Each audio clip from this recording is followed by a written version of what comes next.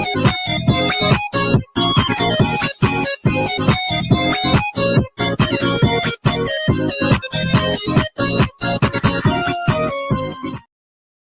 guys, and welcome to Charging Up With TBV. Hopefully everybody is doing good. Today we've got a special guest. Flawless is in the building. Sarcasm City TV. If you don't know, get to know. I'll put all the links in the description. Thank you for coming on, bro. And how are you? Hey, appreciate you having me on, first and foremost. Secondly, yeah, man, I'm blessed. You all good, yeah? Yeah, 100%, man.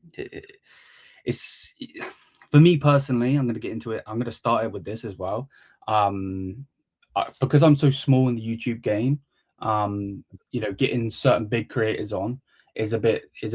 I don't know if I think scary is the word, because I did stuff with like AFTV and that before, but like it's still. If you done stuff with AFTV, yeah, but like for me personally, it's still like you know what I mean. I'm speaking to this, but nah, man, how did you get into like YouTube and stuff like that? The content creator side. Shout out to my guy. I big him up every time. Shout out to my guy Aaron Sakayo. Obviously, he was going by Mr. Aaron United, but he goes by Aaron Sakayo. Yeah. It was him. So obviously, he was he's doing his own thing.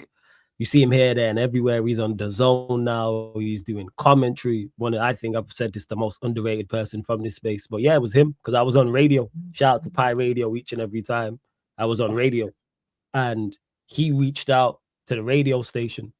And then obviously the owner of the radio station then has messaged me and has gone, yeah, this guy wants to come on. And then he sent me a picture and it was Aaron. And I was like, oh, damn, because it was mad, because I used to watch all of them man on there religiously on the United stand when Aaron was there, and Saeed and Nuruddin and Rance, etc. And Adam Matic, I watched them religiously on there. So then I was watching because it was a weekend. And, I'd watched his fan cam. I can't remember what game it was. And he was like, this guy wants to come on the station. So I was like, who? And he sent me a picture. I was like, oh, it's Aaron. So send me his number. Rang Aaron. Aaron then was like, yeah, man, I really like what you lot do. I seen the clip on Instagram, etc. I want to be a special guest on the radio station. Shout outs to my guys, JV and Stro as well, that I was doing the show with as well. And then I was like, yeah, of course, I'm gassed at this point, because I'm still a big fan of him. I'm a big fan then and still am now. And then I was like, you rolling just you, or you bringing Saeed and Nuruddin? And he was like, yeah, I'm going to come with Saeed and Nuruddin if that's okay. Sure. And then those three was on, and we did. The show's still up on the Pi Radio's YouTube channel right now. Yeah, and Liverpool had beaten us. What score was it? Can't remember, but Liverpool had beat Manchester United, and Stro. We're all United fans apart from my guy Stro. So he was running jokes, but yeah. And then it just clicked from there type of thing. And then after that, became really cool with Aaron and Saeed and Nuruddin, in particular Aaron at that point. And then he was like, do you want to join my channel? Do you know what I mean? Do you want to come on my channel for streams? And this is just as original COVID had hit. So it was lockdown. So everybody was inside. So this is before StreamYard. This is like Zoom. And he was like, do you want to come on my channel to talk football? I couldn't believe it. I was like, yeah, of course. So I was just there every day. Every day we were just there talking football. So that was my introduction into the space. Yeah, no, I hear it. And that's crazy, isn't it? When you actually deep it, you're already in the radio scene, and then goes from that, knowing them, watching them, to then, yeah, that's crazy. That's crazy. Yeah, it's still mad now. Like, because ironically, Aaron had just messaged me just before, because he was trying to sort out a show, and it's still mad, like, that I can just hit him up. And he's like, I see it. But every time I see him, I'm like, yo, Black, I appreciate what you did for me. Because I say this all the time, he kicked down the door for me in this space. And it was like, obviously, you still have to put in the work, but he put me on his platform so respected, and I'm on there so regular. That just helped me so much in the space. And it just automatically gets respect from peers, and then also from the watchers as well, and the supporters, etc. So yeah, I big up Aaron every single time. That's my guy for life. No, 100. Yeah, his story. Obviously, this is about you, so I'll quickly say. But his story, I've watched obviously the show that you did with him. Like his story. Oh, the special, yeah, it's incredible. His, yeah, it was, because of stuff I didn't know about. And thank you for watching. I appreciate that as well. And yeah, that's what those Sarcasm City TV specials was all about.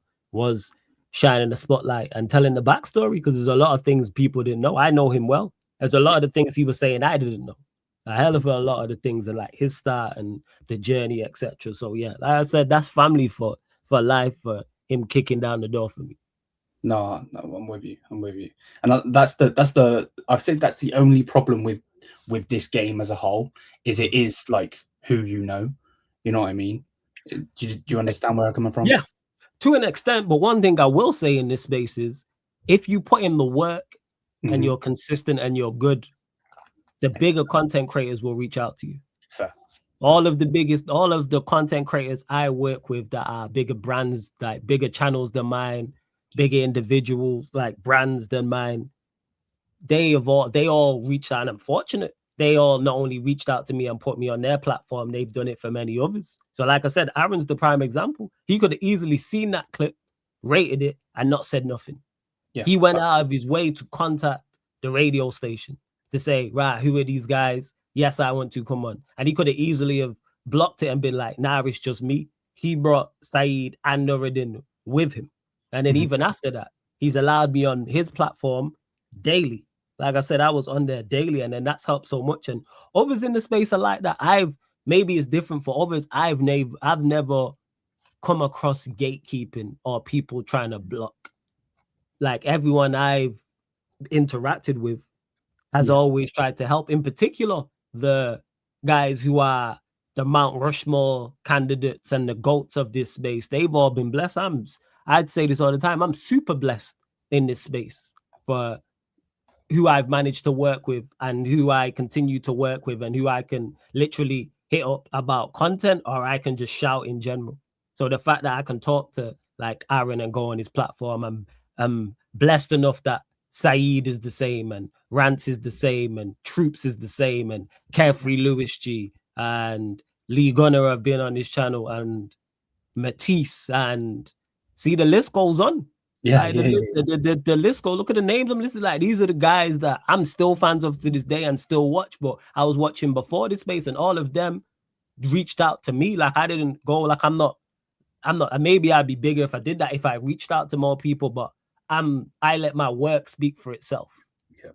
That's what I do. I just consistent, pump out the work, and I'm like the support. I say this to people who are like, oh, how do I start my channel? Remain consistent. Don't worry about special guests. Become your own star, and people will gravitate towards you.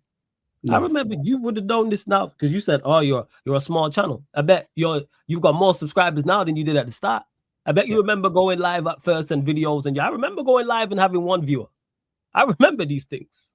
Like, but it's all a journey, and it's all a journey. It's all a battle to get there, type of thing, and that's what you have to do. So yeah, I've never experienced that whatsoever. And like I said, big content creators, from what I've seen, are always looking for new talent to work with, because then you get better shows with them. Like, that's what that is. So even the people I just named there, they work consistently with new people. Aaron does it, Saeed does it, Troopz does it, Rance does it, Lee Gunner does it, Carefree Lewis G does it, Matisse does it. I know there's names I forget. If I forget you, like, no shade at you, but that's what I'm saying. Like, all of these people that I just mentioned there have done this, and all my interactions have helped me as an individual brand and helped my channel so much as well. So I try and follow suit and do the same. I can't do it to the magnitude of the names I've just mentioned, because they're on a different stratosphere in terms of level, but I always try and help. I'll always, like, if I'll look out for talent, forget numbers. If I rate you as a content creator, I'm all right, let's work, because I know we're gonna create some good content for the people. So yeah, that's how I look at it. That's just my what I've dealt with in this space. Yeah, no, I hear it, and that's why I love that series that you did. You know what I mean? Because yes, the first wave was the bigger guys, but then you did another wave, and then it was like the smaller guys, like my close friend Zia.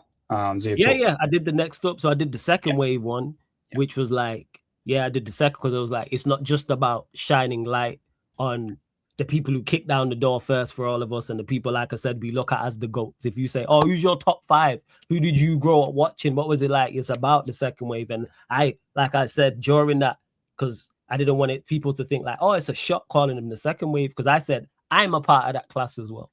I think I'm in the second wave. People might say, hey, Flawless, guess what? You're one of the GOATs. No. Someone might say, hey, you're not there with them. Cool. I was just giving my opinion. But the reason why I did the second wave was to shine light on the next up and coming, because you can't just rely on the GOATs. You can't just rely on the original people. And I think because of the second wave, I think that helps the top, that the elite tier and the first people who was in this space, that helps their content.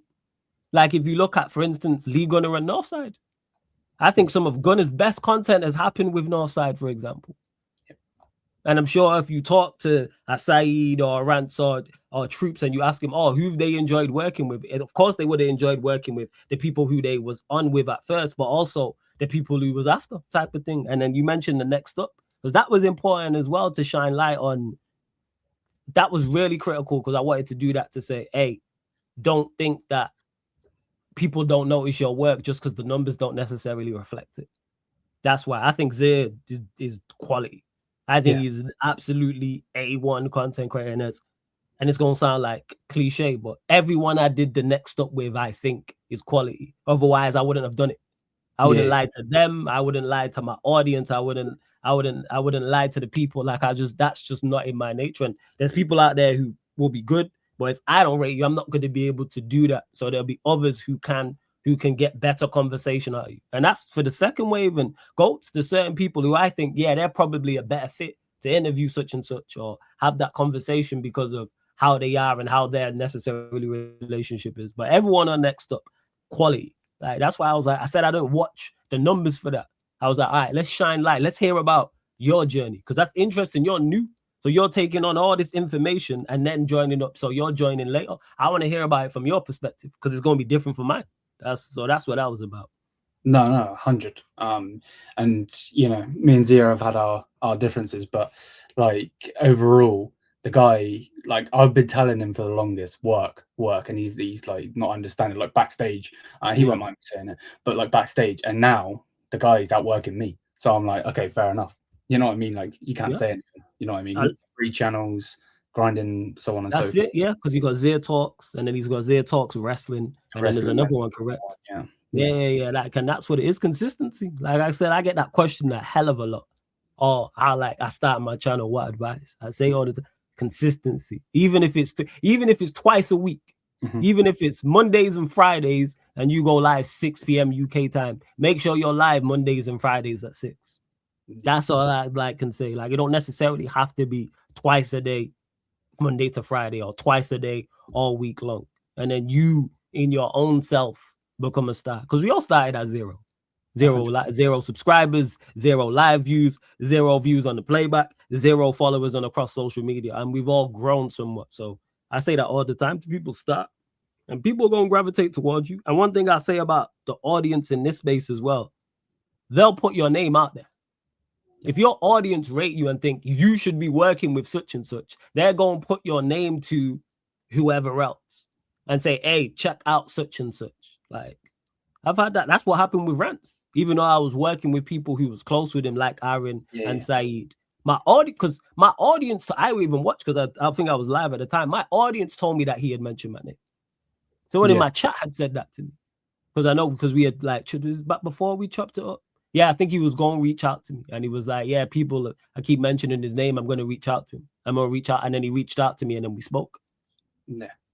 Is there anyone that you didn't get on that you would like to get on? Because I know you've had quite a lot of people on there, but like overall, like even like the gold, like the top. So you mean like this? You mean the specials? Yeah. There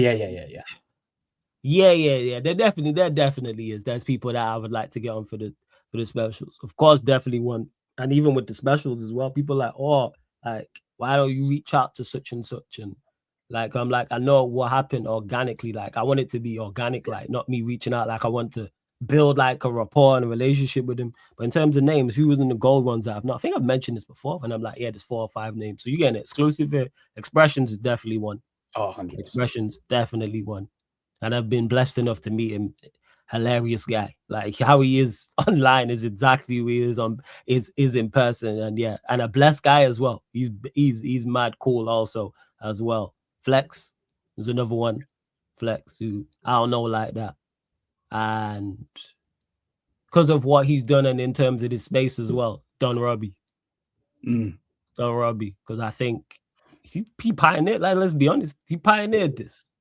Yes, he had other, like he had a Troopz there, and like Turkish was there, and Gunner in the early days of AFTV, and RIP Claude and Ty was there. Yeah, but he pioneered it. So I'm thinking probably those three. I'm just thinking if there was another name, because I've mentioned this before. I've never mentioned names, but since we're, I'm going to mention names in regards to it. So yeah, probably those three.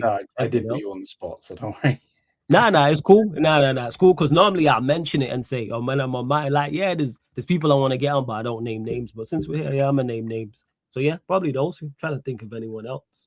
There's probably a couple I've forgotten. But yeah, I've been fortunate enough to do it. Expressions is mad though. Do you like, this is just for us speaking, like, do you think if he was supporting a better club that he would be even bigger? Because he's ridiculously his talent level is ridiculous, and you look at what he's done. He's on the Sidemen show Inside. I seen him with Michael McIntyre doing something. He was on Sky Bet, like WWE.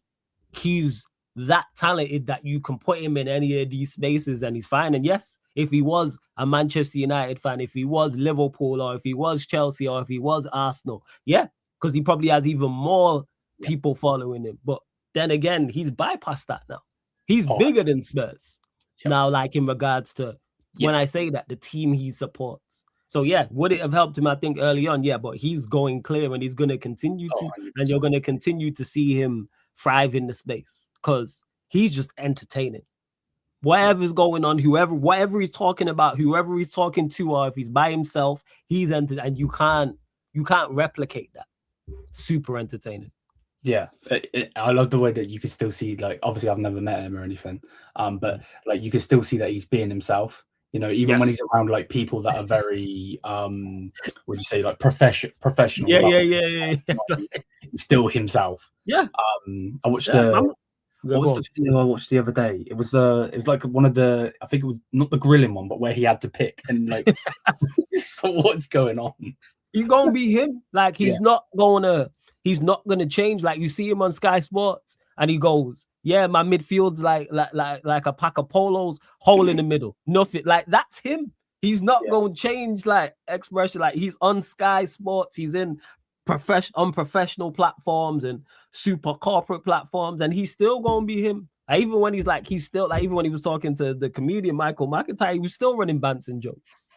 Like when he's with Fabrizio Romano, he's cursing out Fabrizio Romano like he would just someone else he works with, like he would just someone like a Don Robbie or a KG on Best of Enemies. He's gonna run bants and run jokes. Yeah, that's him. And when I met him, he was like that as well. He was just running bants and running jokes. Yeah, shout out to Expressions every time. 100% shout out to him. Your style, like I look at your channel, and you have like a certain style in thumbnails, in content, and you can see that you're you know, without blowing smoke up your ass, you're being yourself. You know what I mean? It's not like, I'm sure you could probably go alive a lot more than you do about a lot more random things, you know, and still pull in the audience and so on. But yeah, you just do what you want. What is it about? Obviously football, I get it fully. Obviously I know you're a Man United fan, we'll get into that in a minute, but what is it about like sport that like draws you in? Does that make sense? Yeah, like when you say that, like sports it's just been around me as long as I can remember.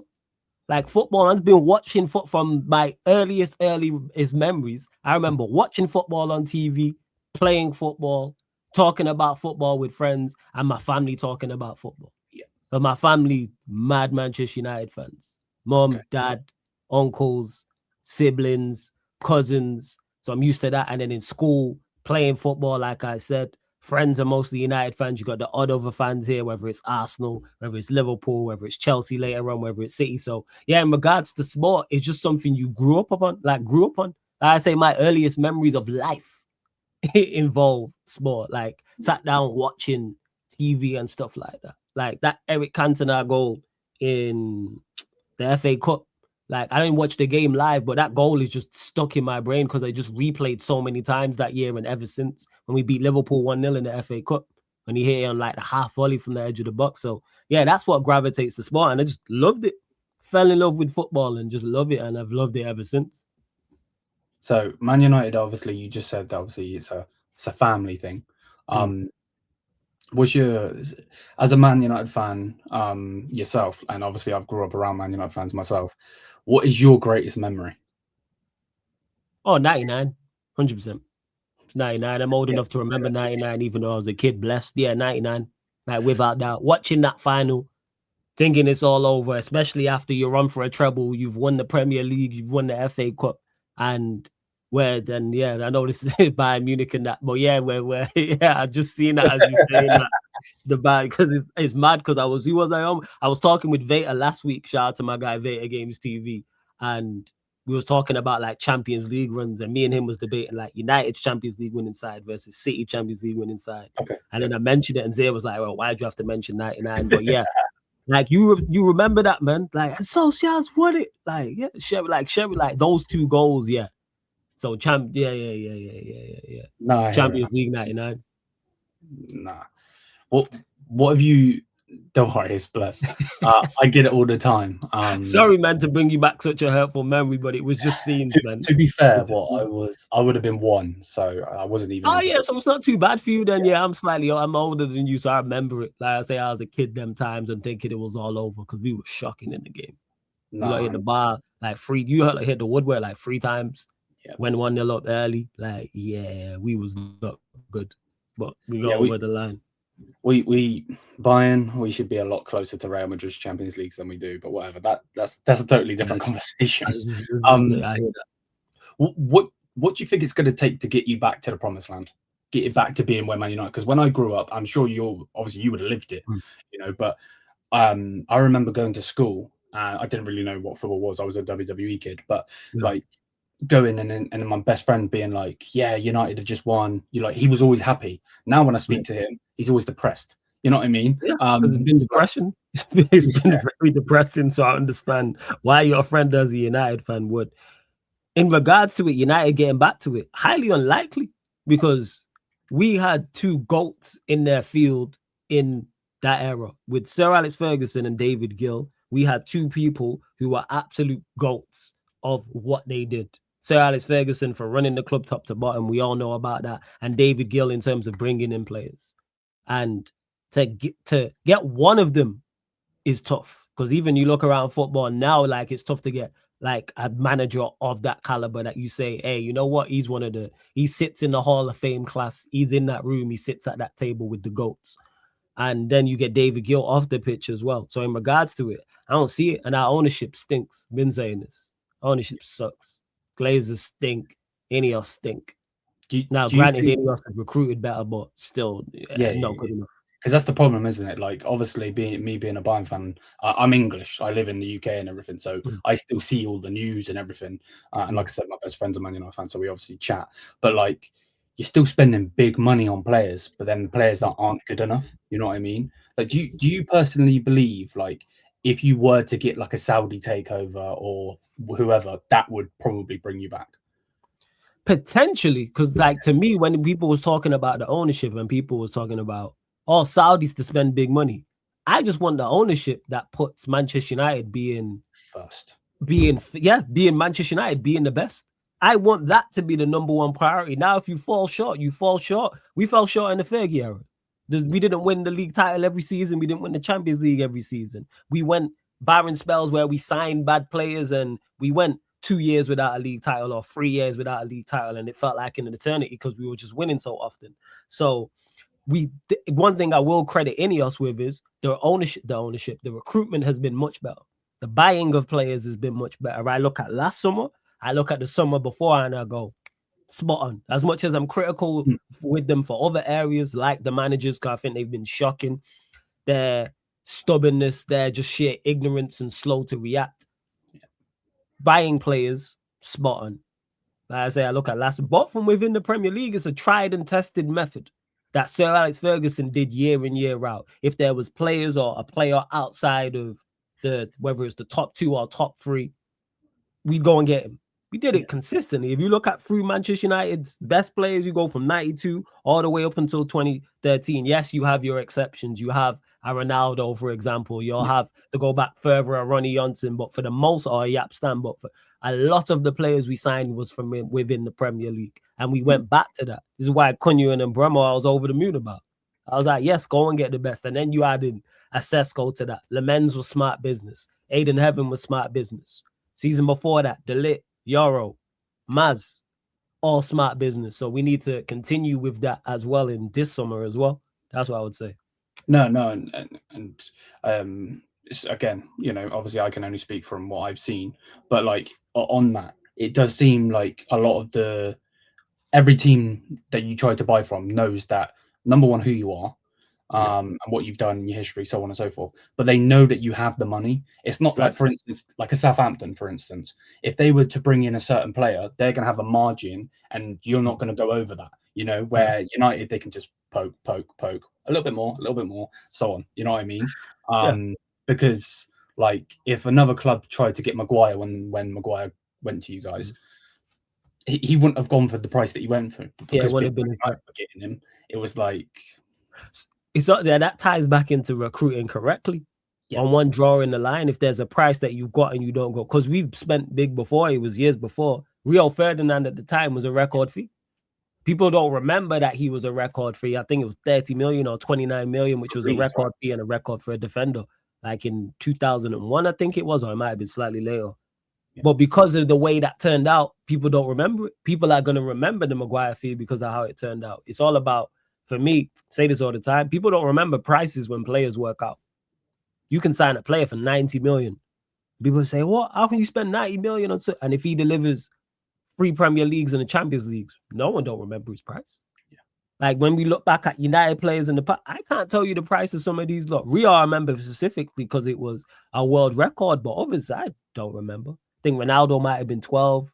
Rooney, I think at the time was like 30. Tevez, I can't remember. I think Berbatov was 30. But see what I'm saying? Like, these weren't conversations like that, like in regards to it. So it's about, to me, signing correctly. And that's why you don't really hear like even this summer, people don't mention the prices of these players now. People don't talk about Sesko and Bremo and Cunha signings. People might criticize, but people go, hey, you know what? I see where you're going with this. These look like they're going to be positive signings for the future. And now they got rid of that football and terrorist Amarim. You're seeing better from our better players. No. And it's kind of the same with our club as well. You know, if Harry Kane is to help us get a Champions League this season, people aren't going to be, you know, they're not going to be chatting. You know what I mean? That's it. Because, you know, when we paid what we paid, I was like, oh, a Tottenham striker, never won anything. Yes, he's guaranteed goals, but we've had Lewandowski, and yeah, no, he's totally shut me up. I'm a Kane fanboy now, so he's doing the business. Okay, that's fair. That's fair. Business. So, yeah, no, I'm with you fully. I know, obviously, you're into other things though, boxing. When did like the boxing journey? Not necessarily like watching. I mean, like as a fan. Yeah. Boxing was kind of late, but it's always over here, and you'll know this being in the UK. Yeah. When there's a big fight, everybody's talking about it. So it's everywhere. In particular, when there's a big fight and it's involving a British fighter, like everybody, like if Anthony Joshua and Tyson Fury gets announced now, everybody goes crazy. Everybody's talking about it. If either of those two are in a big bout, anyone's talking about it. So boxing, it was kind of like, it was more just the big bouts. That's what it was.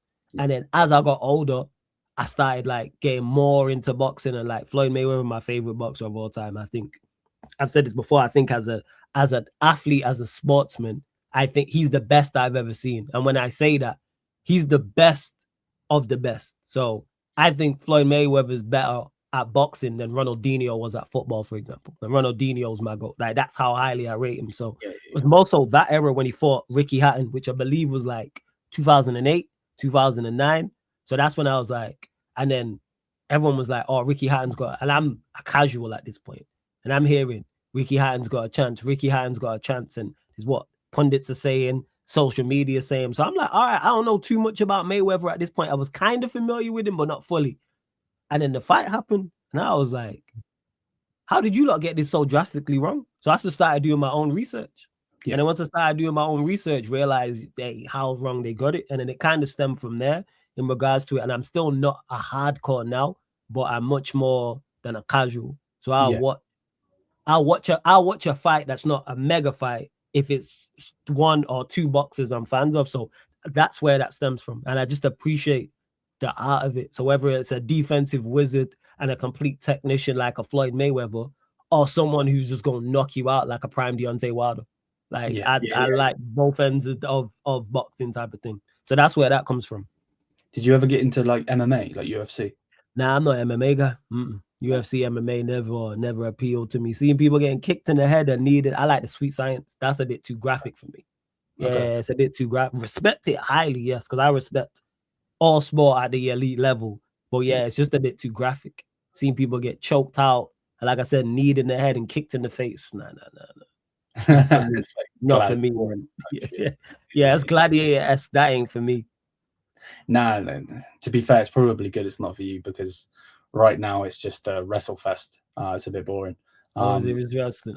Fairs. A lot of the champions are like the wrestlers that just hold you down. Got you. Yeah, we'll skip that. What about like wrestling? Were you ever into like WWE type wrestling? Oh, growing up, yeah, Fanatic. See the Attitude Era. Oh, Fanatic. Loved it. Yeah. Kid found out about wrestling through friends, and then that was it. Watching it all the time. All the games, you know. I still got SmackDowns now. the original SmackDown and SmackDown 2 on PlayStation. SmackDown 3, just bring it. SmackDown 4, shut your mouth. I still got some of these around there now. Like, I think I got one under here. Like SmackDown versus Raws and stuff like that. So yeah, big Fanatic. Like growing up in particular, running around playing wrestling. Oh, we used to have fun. You know what I'm saying? Putting each other through cardboard boxes and all that. Yeah, all that type of stuff, yo. Like we used to be messing about, man. 3D'ing each other, Walls of Jericho, all that type of stuff. So yeah. Not so much now, but when I was a kid, loved it. Who was your go-to? Stone Cold and The Rock. They're my two. Oh, okay. Yeah. Those two. Yeah. Those two. Those two. I clear those two. 100%. Like there's still promos of theirs I can quote word for word. Like, and it sometimes pops up on my timeline. You know, like Stone Cold with when he was cursing out The Undertaker. And he was like about the championship with Ric Flair. You're a wrestling guy, so you know what I'm talking about. He's like, because he rides that He's like, when he was like, are you a dead man? What does that mean? And he's like, you don't breathe? Yeah, that shit is hilarious to me. And that, like, you got no pulse. You bit the big one. like, yo, I love that shit. And then, yeah, The Rock was just charisma through and through. Like, whether it's Prime Rock, like in regards to like when he was a baby face, or I really enjoyed his heel turn. See that promo we cut in Toronto? Oh yeah, that is right up there, yo. Like Hollywood Rock was ridiculous. Yeah. So yeah, like I said, not so much now, but back then definitely. Yeah. When he used to come out in those like silk shirts. Yeah, exactly. You know what I'm talking about. It doesn't matter. Yeah. Like that, and it was epic. The Attitude Era. Like I picked out those two, but there's so many. Yeah. No, 100. No. Even now, the Stone Cold 316 is the most selling shirt even now. Is it still the most selling shirt? That goes to show like just his just literally Austin across here and then 316. Just the most bland shirt ever. Yeah, because he was just the guy. That's what it is. Like you heard his music hit, like everything was just ridiculous, like the promos, everything like that. And then people forget his heel work was good as well. People might not like it. Like I like the 2-man power trip. Yeah. You know, people might not have really liked it too much. I did, but that was just me. But yeah, all of it was quality, man. The Attitude Era, man. Like so blessed to have grown up. To me, I say that's the golden era of wrestling. That right there. That's to me. Nah, because me personally, again, obviously I'm a little bit younger. I'm 27 now. So my uncle got me into it, and he used to give me VHS tapes. Oh, the tapes, yeah. Certain people that will be watching this won't know what I'm on about. They're young, you know what I mean? But yeah, I used to. So I've grew up through all of it by watching those.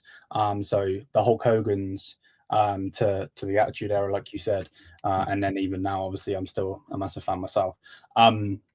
What got you into NBA? Because I know you were doing it, watching it with Steve. Was it Steve that got you into it? Nah, it wasn't Steve. So before Steve was on the channel, it was. So obviously I'm live streaming. I go live at later times. So not only is it like American audience and like over like different time zones, and a lot of the content creators I work with also over there. So I was always kind of like, again, not a fan of it, but I respected it. So I could tell you, Michael Jordan, but I couldn't tell you in detail about teams and stuff. I'm far from an NBA connoisseur. I'm a complete novice. So I'd hear like my other like content creators would be chatting about it and stuff like that.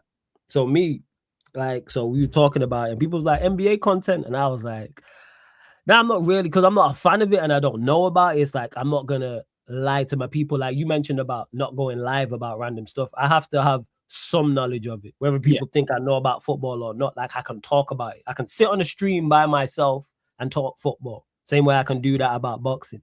NBA at that time, I couldn't, even though I knew bits and pieces and the rules. So then I think was it like some of my co-hosts was talking about it one time, and then me stupidly went to my on a live stream and my people was in the chat. And I was like, do you not want to see NBA watch-alongs? Thinking they gonna say no. These idiots said yeah.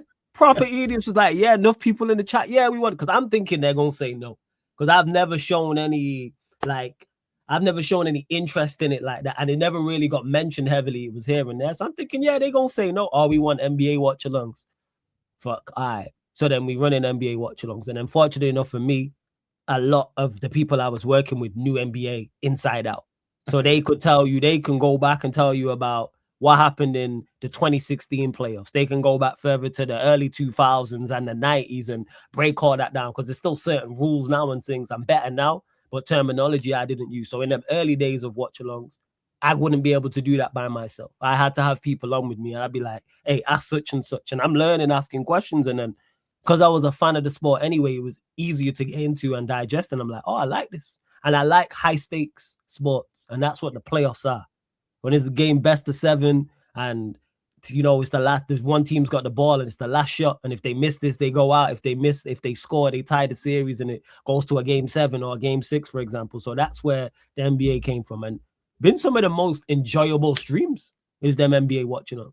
Like, especially the playoffs. I had a ball, like, with them. Like, surprisingly. Like, I probably had more enjoyable NBA watch-alongs than I had football. But that's because I'm not emotionally invested in NBA. I don't have a team. Whereas football, I'm emotionally invested. So whether it's Manchester United or I'm hating on a rival. So, like, that makes it, even though it's good to watch, it makes it more stressful. But I can just watch NBA stress-free. Whoever wins, whoever loses makes no difference to me whatsoever. Yeah. No, you're kind of similar with me with UFC. Obviously, I have my certain people that I like, but if I watch a match where I don't really know too much about this person or that person, I'm just there watching it like as a fan. Exactly. So yeah, I'm with that. Did you get into any of the other American sports like NFL and? Nah, never NFL. No, NFL never really. Because like I say, I knew about basketball from before, but never. But that's why. It's like NBA, boxing, of course, football. Any of the other sports really not appealing. Like there's other, like my co-hosts again, they've done NFL. What they've done, there was an NFL show at one point. They've done Formula One, for example. I'm like that with the platform. If my audience is like, hey, we want to see such and such, and 2 of my panelists say, yeah, we want to do such and such, I go, all right, you lot run it. You feel me? Like, that's where I'm at. Like, shout out to my guy Sheik. He ran, there was the T20 Cricket World Cup. I'm not really a cricket fan now as much as I used to be growing up. But he was like, kind of run it, yeah? Speaking of MMA, they run MMA as well. Sheik, shout out again. Big up to my guy Sheik, because that's my bro. He runs MMA regularly because they was like, we want MMA watch-alongs. I was like, you don't want to run it, yeah? So there's enough of my co-host and enough of the audience, MMA fans. They know I'm not, so I wouldn't do it because 1, I'd show my disinterest. 2, have no knowledge of it, so they run that. But like I said, I'm like that. If there's a demand for something and people are saying we want to see such and such, I go, all right, cool, run it. Like, I'm not going gatekeep the channel because I'm not a fan of it, because I know there's people who are, like you said yourself. Yeah, I feel like that's something myself that I'm like struggling with just a little bit, because obviously the main channel is the Bayern fan channel. You know, so it's obviously just talking about football and obviously Bayern. But sometimes I'm doing like gymnastics in my head of like, would they like this? Would they like that? And then I ask, and then like I do the bad thing where, you know, when you put out a poll and then it like I would love it to be like a 70% no or a 70% yes, but then it's like in the middle, and I'm like, oh, now what do I do? To me, I say this like in regards to it. It goes from you. If you don't even watch, like, yes, if your audience says yes, that's always a bonus. But I say this all the time: if you're into it, run it. Because the people who like, they're going to see, 1, you're interested in it. 2, people who are fans of it are going to gravitate to it, and you can get people into it. Because there's people in my chat who are not NBA guys, who have now become NBA people. Because they're like, hey, you know what? This seems fun. The conversation's fun. And some people come here to chill as well. So I would say don't even worry about that in regards to the polls and things of that nature and the results of it. Do you want to do it? If you want to do it, run it. That's what I would say. Because you can tell when somebody enjoys you watch enough content. You can tell when someone enjoys their content and you can tell when someone doesn't. I think it's clear as day. And you'll notice you would have watched enough content and done it yourself where you're like, yeah, we're not really interested in that. No, I'm with you, Farah. Where do you want to take your channel? Like, is there like a goal? Do you set goals, or you just I'm gonna get on, do my thing, and then that's that? Yeah, I always set goals, but it's not necessarily in regards to numbers. Obviously, I keep track of these things, so I keep track of subscribers, keep track of followers, live viewers, comments, etc. Always try and evolve, but just continue to be consistent and continue to evolve as well. And that's what it is, and get better. I don't think you ever stop. That's just in life, getting better. But in particular, in this content creator space, trying to get better. Make sure you don't become stale. Make sure you keep things fresh.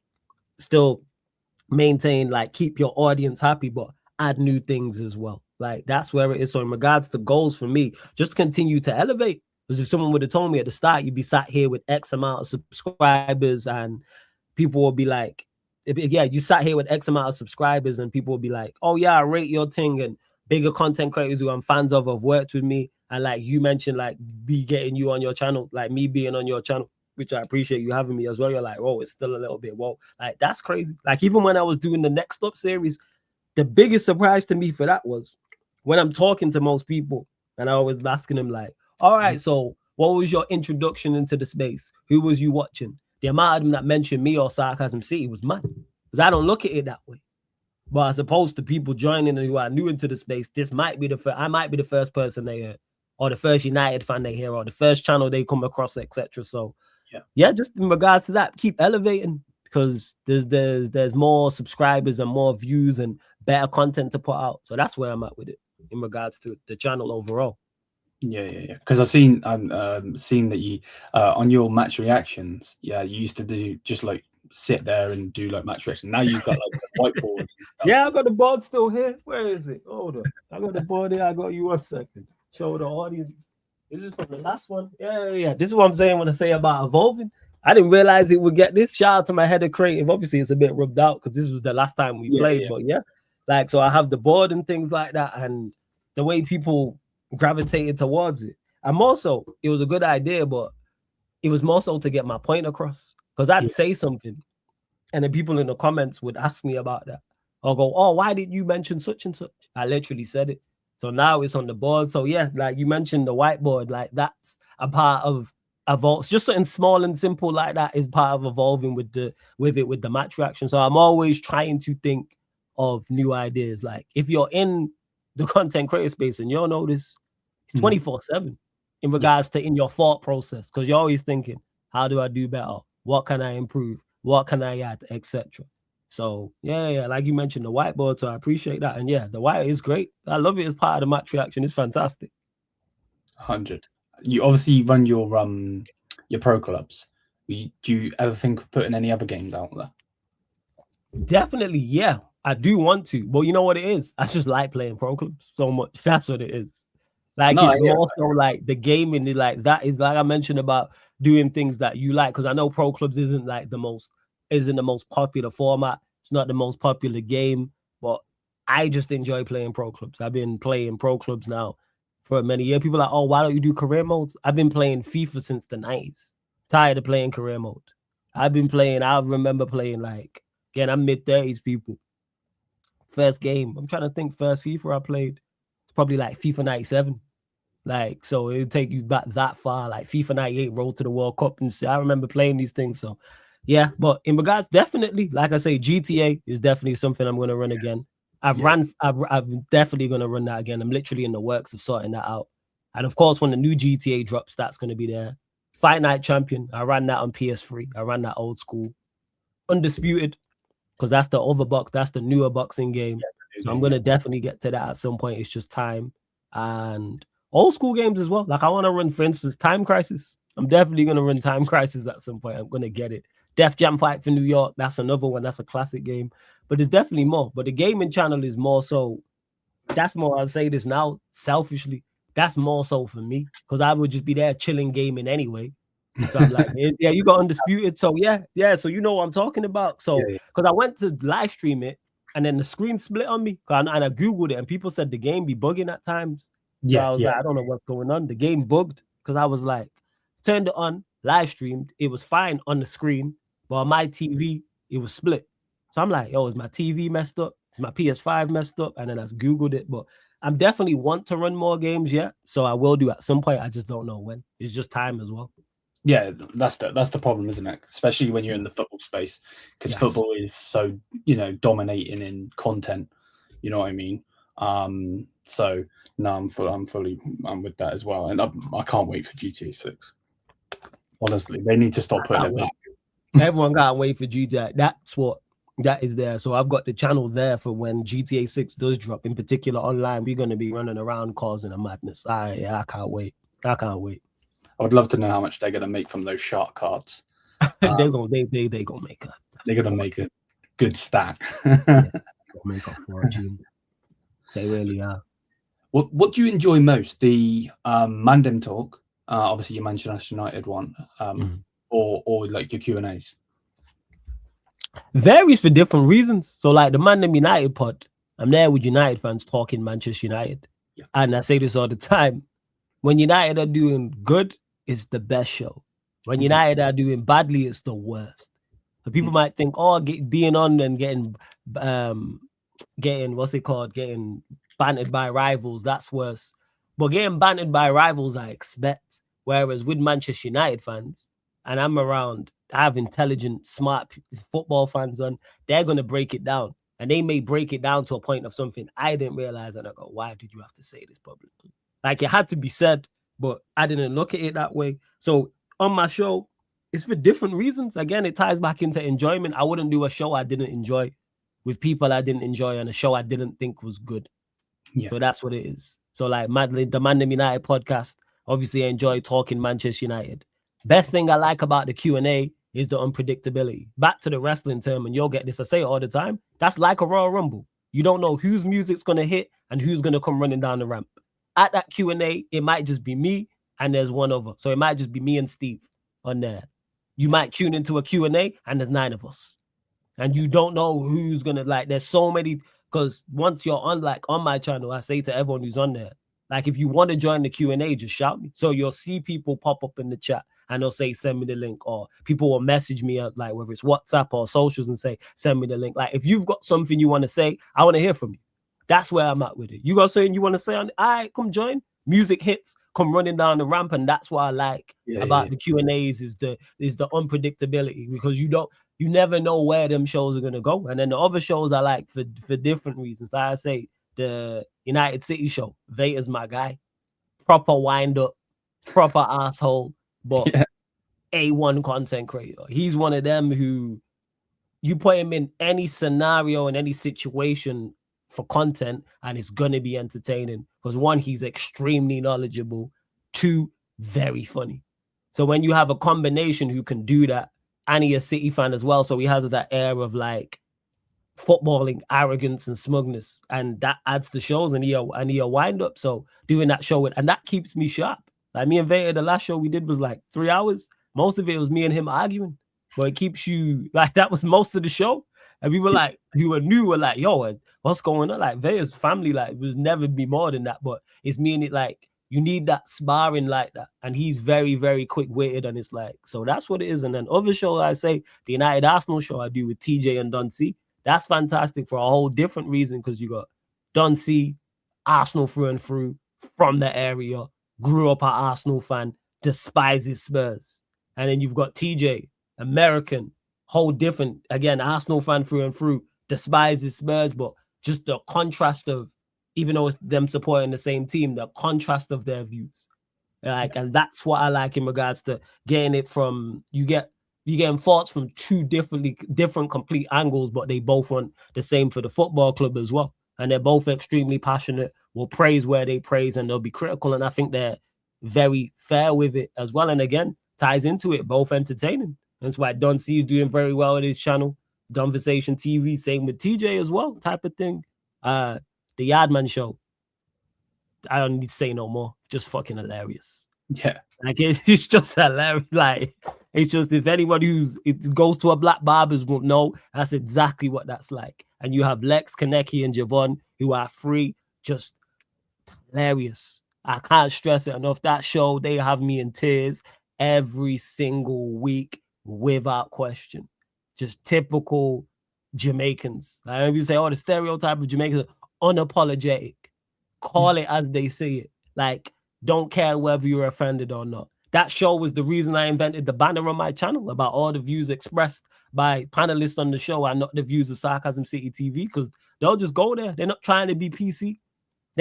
How they talk on air is how they talk off air. Funny. Yeah. And for people of Caribbean descent, whether you're Jamaican or another Caribbean island, will know exactly what that's like. And then you get people who don't. People in my chat be like, I didn't understand patois before watching this show. Now I'm fluent.